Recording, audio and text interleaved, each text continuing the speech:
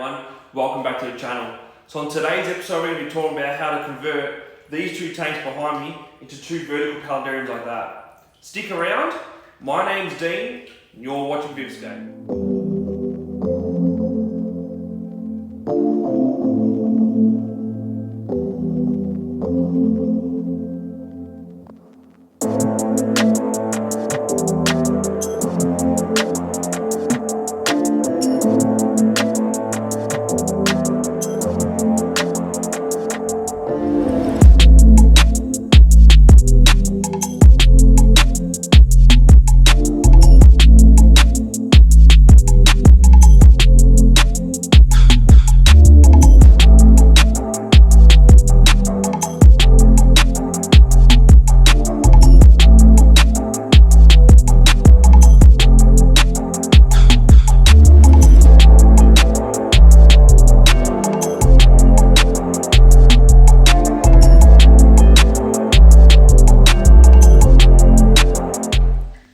Alrighty guys, so I'll quickly go over these tanks with you. I'll show you the two left ones, which are the two that I've built first.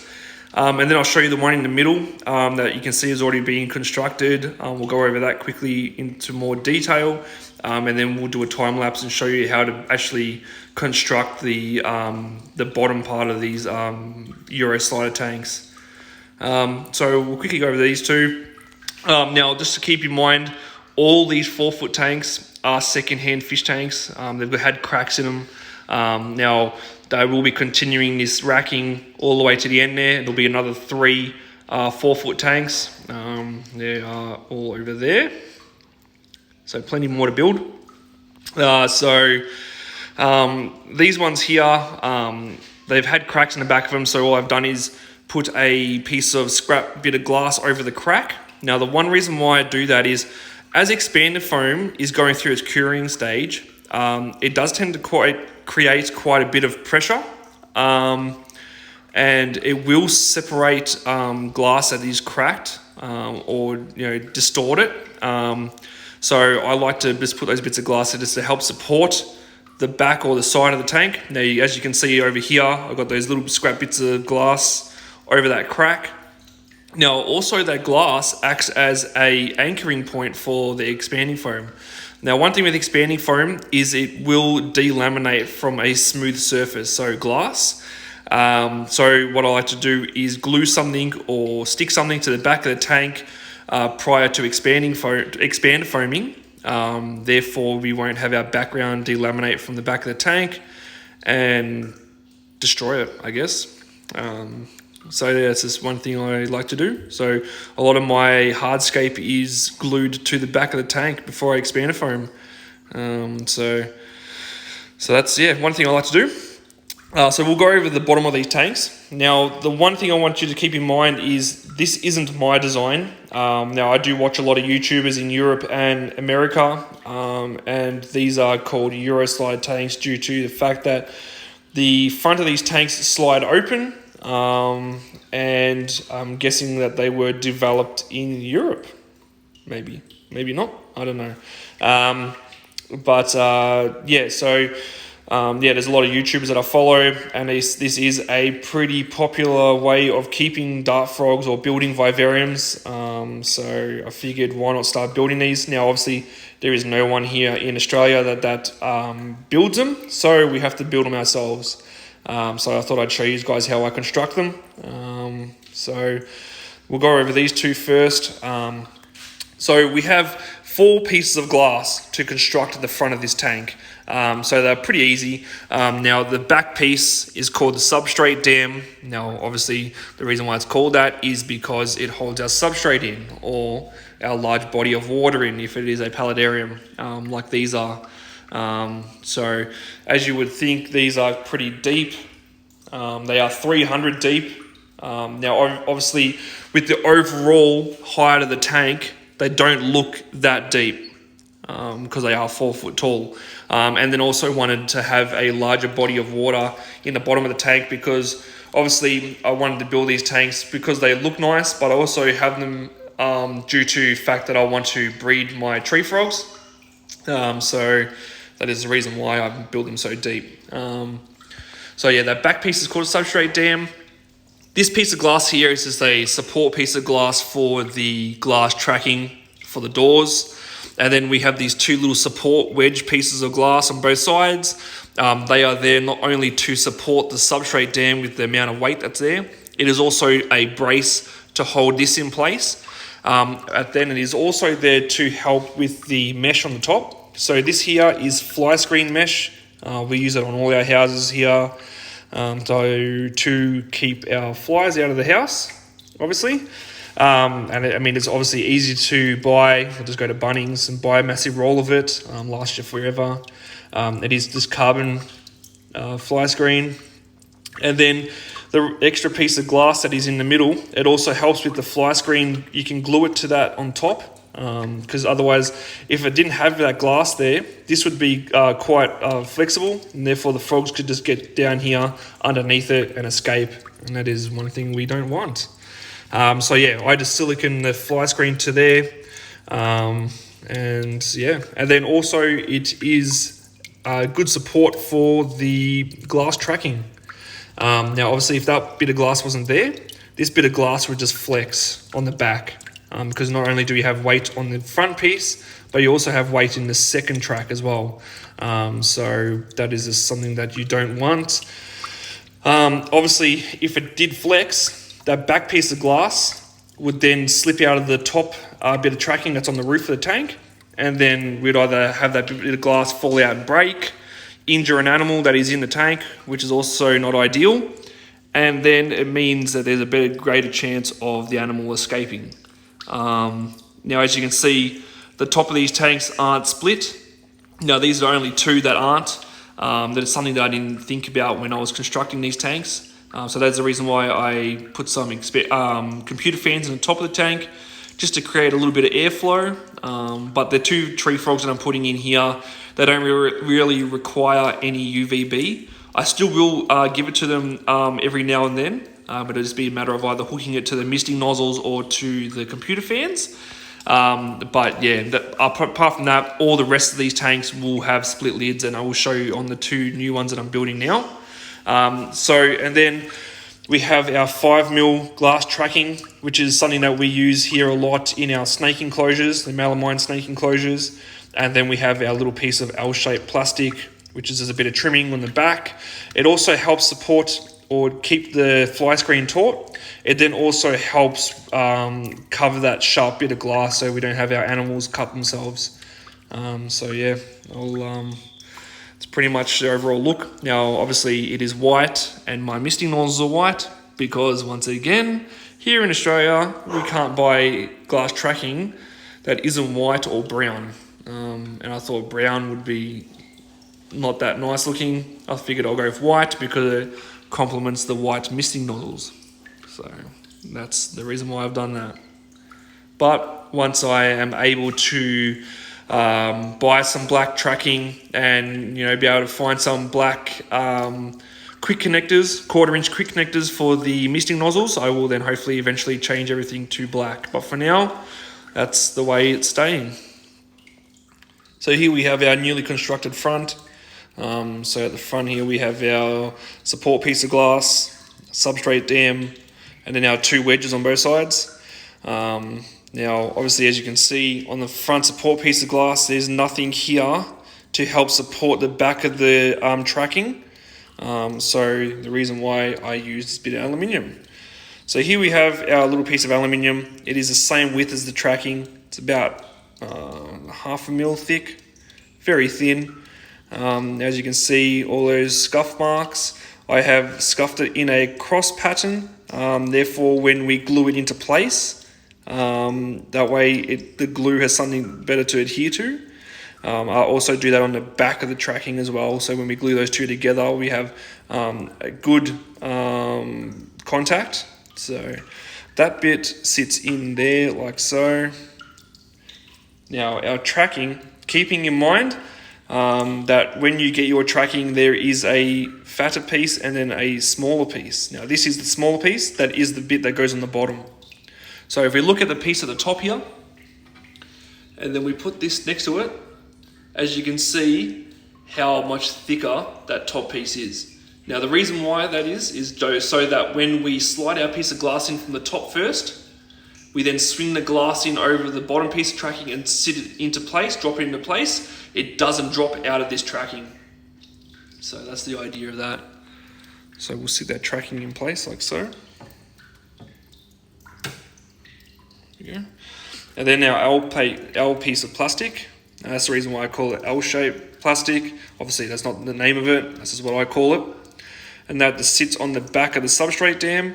And then what that does is helps cover that sharp bit of glass so the animal doesn't cut itself. It also helps with the fly screen, keeps it nice and tight, and it just caps off that back half. I think it looks a lot neater and nicer as well. So now the idea of the Euro slider tanks is that the air comes up through the bottom here, like so. It comes out through the door at the vent, or the vent at the door, sorry.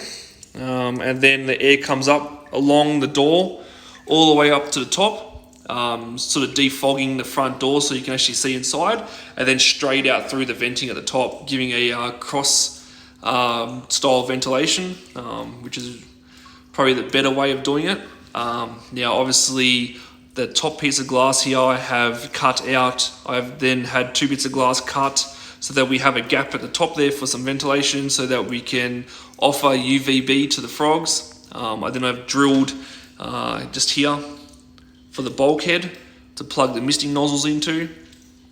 So that's pretty much how it's constructed. So I reckon we will get into this tank here. So I will do a time lapse on this because it's a little time consuming. Trying to balance bits of glass and obviously taping them into place so they don't sag and move in the drying process. So we'll glue those in.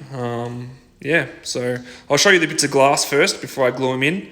I'll show you the silicone that I use, but it's all stuff that's easy to buy, from Bunnings and stuff like that. So nothing hard, but as you can see, the overall look of these tanks are just so much nicer than the Exoterras, which you can see up there. That big black bulky piece at the front, to me is just, I just don't like it. Especially after seeing these style tanks, I was straight away wanting to build some, and I have got so many more to build. As you can see here, I have some more racking that I need to put in there, so there'll be another 3-4 foot vertical tanks there. And then these tanks here, now these are just ideas that I've got going through my head at the moment. Not sure exactly if I will or not.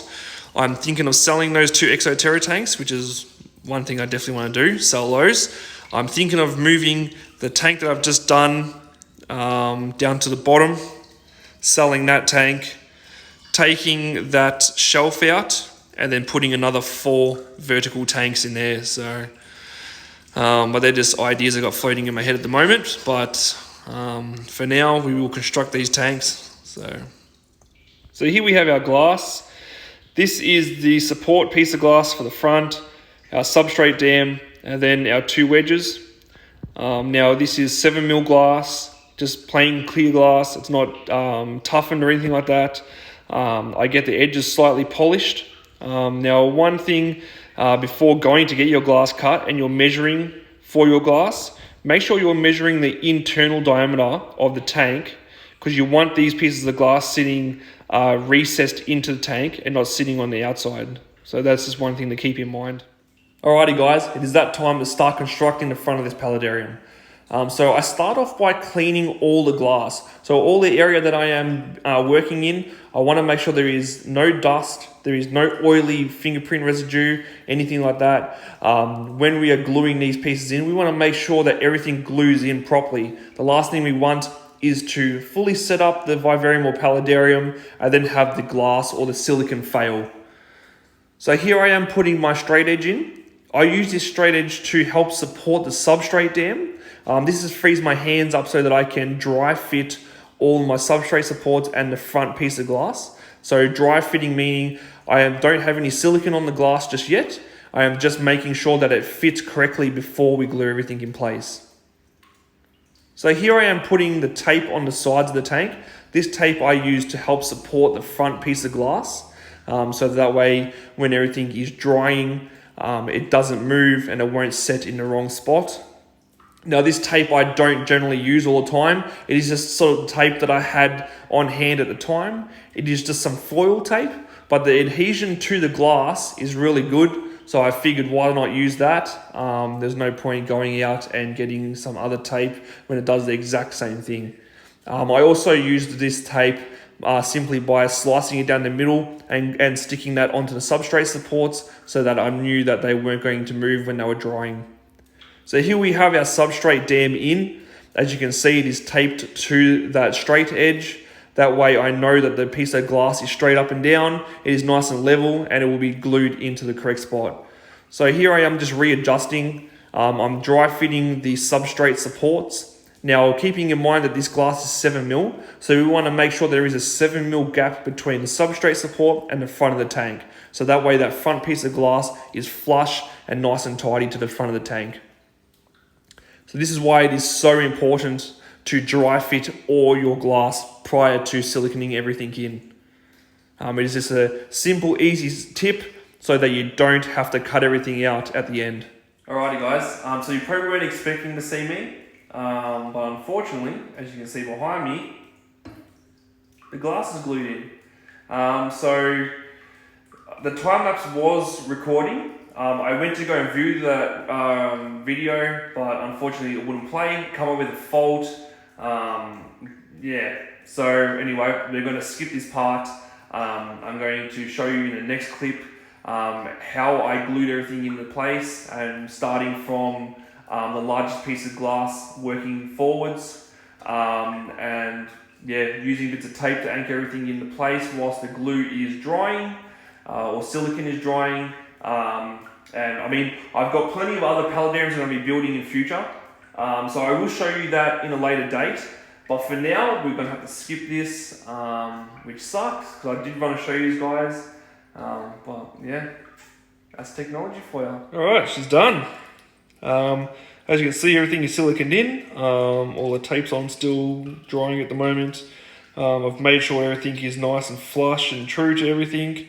So as you would have noticed at the start of that time lapse, I do put in the substrate dam first. Obviously, largest piece of glass, so I put that in first. I then use this right angle here, that one is there. So I sit that flat on the bottom of the tank. I then tape that to the back of the substrate dam, just to make sure that it is straight up and down and level. I then go in and put the substrate supports in, make sure that they're the right distance from the front of the tank. Tape those into place so they don't move. I then finish off by siliconing the front piece in. Now, what I generally do is run a bead of silicone up that side of the substrate dam, or the substrate support, sorry. I then run a bead of silicone on the inside of that as well. Then when I put this in, I then get that little tool that I was using, that you would have noticed, that little yellow tool, which is this one right here. I use the number 5, which is this one here, whether it'll pick up on camera. Yep.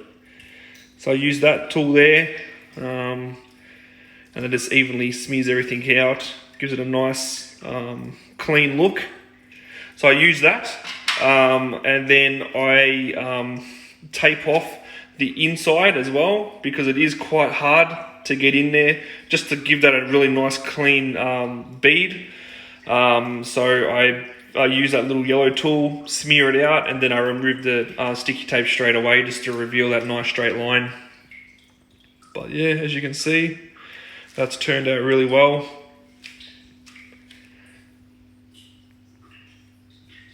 Now all these little dags of silicone that you can see, I wait until they dry. No point cleaning them up straight away. All you do is end up smearing that, and it makes it a bigger and harder mess to clean up. So I wait for those little dags to dry completely, then I use a razor blade and cut those little bits off. That's pretty much it. You can see those nice clean lines, and that was no masking tape. That was just using that yellow tool. Just makes everything a lot easier and cleaner. Less masking time as well.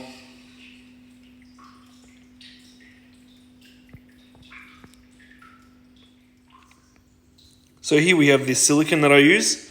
It is by a brand named Sealy's. It is 100% full glass, as you can see on the front. And as it reads there, 100% silicon sealant. So that means that there is no mold inhibitors or any other additives to this. It is just 100% silicon, which is exactly what you want, especially for sealing up aquariums and stuff. Now, as you can see, it's clear. And down the bottom here, it says for windows and aquariums. So that's the one that I generally use. Obviously, it's made for aquariums, so it is safe for our animals. And obviously, it is made for the glass, so that is the one that I use. Now, Sealy's have a list of items that they make that are all 100% silicon, from roof and gutter to masonry stuff to wet areas inside houses and so on. They all come in different colors and stuff like that.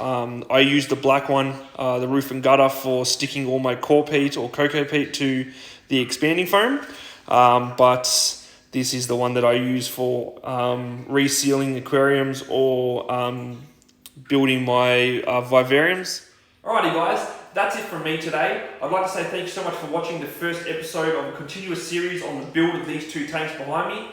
Now, as you would have noticed throughout this video, we completed all our glass work on these two paludariums.